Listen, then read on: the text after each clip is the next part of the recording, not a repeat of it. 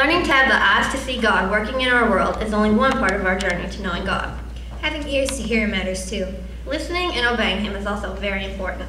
We all struggle to hear God speak to us. You may find yourself asking God, what do you want me to do? Where do you want me to go? What do you want me to say? But sadly, there are those who never even ask God. They may have heard the teachings of Jesus, but they never put them into practice.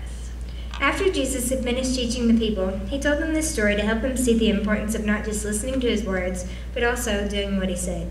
This story is found at the end of the Sermon on the Mount and is found in Matthew 7:24-27 and Luke 6:47-49. Anyone who listens to my teaching and follows it is wise, like a person who builds a house on solid rock. He digs deep and lays the foundation on solid rock.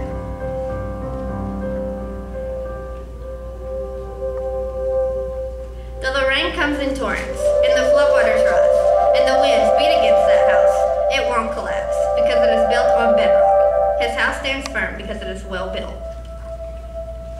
But anyone who hears my teaching and ignores it is foolish, like a person who builds a house on sand. He builds a house without a foundation.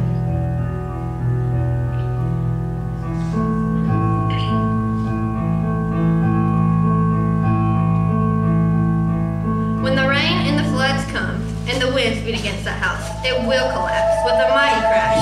It will collapse into a heap of ruins. Jesus' vivid story of the two foundations gives us a clear picture of how our lives can end. We can choose to listen to his word and build our lives on him and in the end find salvation, or we can ignore him completely and one day we will wake up and find our lives in a big mess. Let's take this illustration just one step further and apply it to our homes.